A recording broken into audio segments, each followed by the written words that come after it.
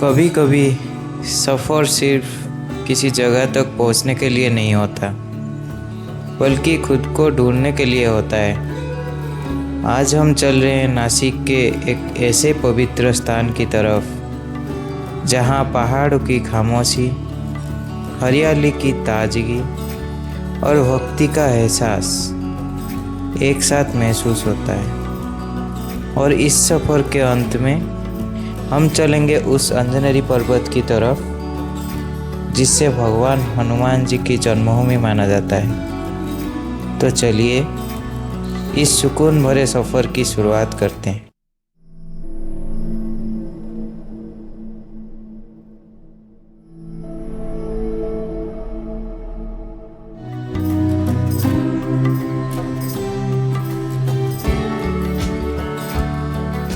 सुबह का खुला नीला आसमान, चारों तरफ फैली हरियाली और सामने शान के खड़ा ब्रह्मगिरी पर्वत, इन सब के बीच बसा हुआ है श्री स्वामी समर्थ महाराज का पवित्र गुरुपीठ। पहले ही नज़र में दिल को एक अलग ही सुकून मिलता है। शहर के भीड़, शोर और भाग दौड़ से बहुत दूर ये जगह सिर्फ शांति का एहसास कराती है।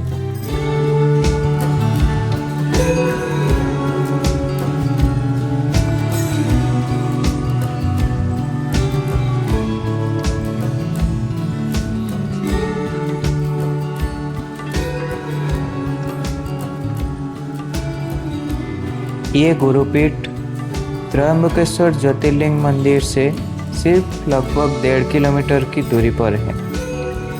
पूरा कैंपस बहुत ही साफ सुथरा, शांत और अनुशासित है। हर तरफ सफाई, पेड़ पौधों की हरियाली और मंदिर की घंटियों की मधुर आवाज़ इस जगह को और भी पवित्र बना देती है। मंदिर में प्रवेश करने से पहले हम अपने पैर धोते हैं। ये सिर्फ एक परंपरा नहीं है, बल्कि अपना मन और तन को पवित्र करने का प्रतीक है। जैसे ही हम अंदर बढ़ते हैं, सबसे पहले दर्शन होते हैं श्री स्वामी समर्थ महाराज की भव्य प्रतिमा की। उनके चरणों में स्थित पवित्र पादुका हर भक्त के लिए आशीर्वाद का प्रतीक है। स्वामी समर्थ महाराज को भगवान दत्तात्रेय का अवतार भी माना जाता है।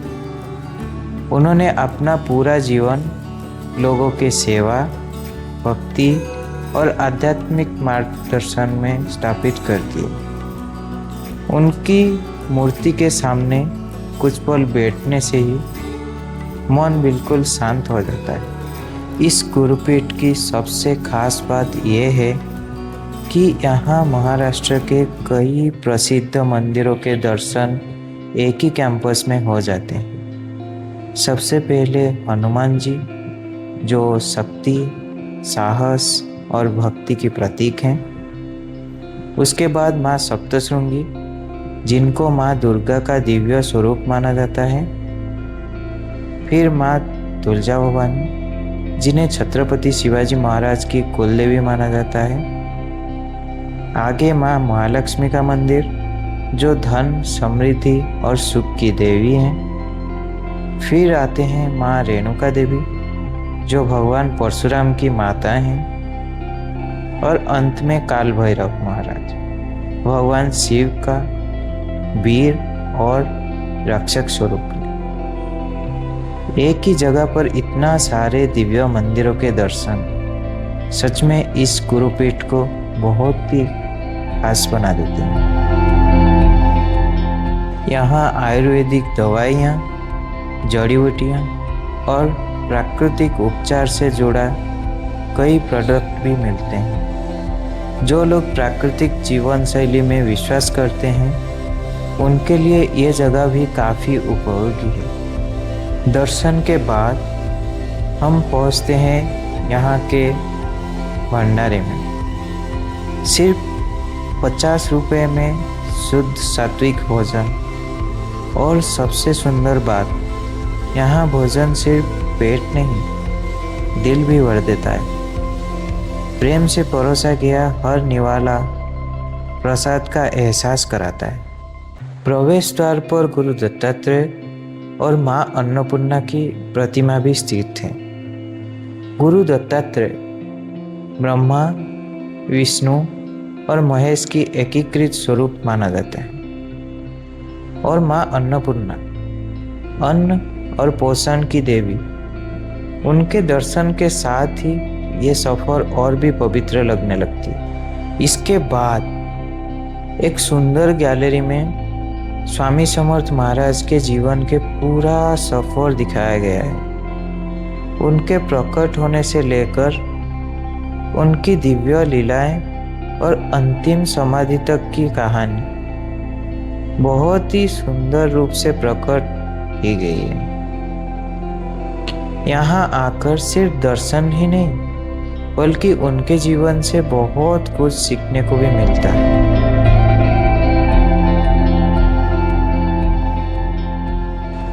अब हम पहुंच चुके हैं अंजनेरी पर्वत के पास।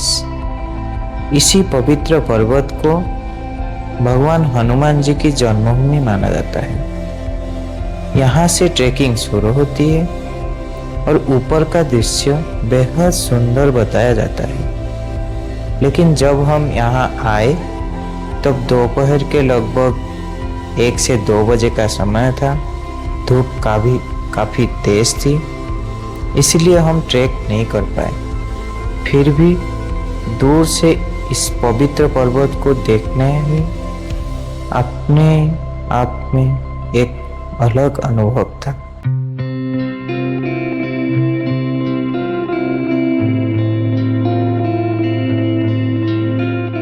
यहीं पर सिद्ध हनुमान जी की भव्य प्रतिमा के दर्शन भी होते हैं। शांत वातावरण, पहाड़ों की ठंडी हवा और हनुमान जी की दिव्य मूर्ति मन को भक्ति से भर देती है।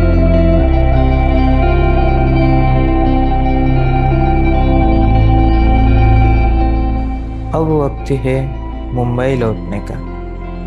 बाइक पर वापस आते हुए पहाड़ों के बीच से गुजरती सड़कें, हल्की ठंडी हवा और ढलता हुआ सूरज इस पूरे सफ़र को हमेशा के लिए यादगार बना देते हैं। अगर कभी नासिक या त्र्यंबकेश्वर आए तो इस गुरुपीठ और अंजनेरी पर्वत को जरूर अपनी यात्रा के हिसाब से बनाइए।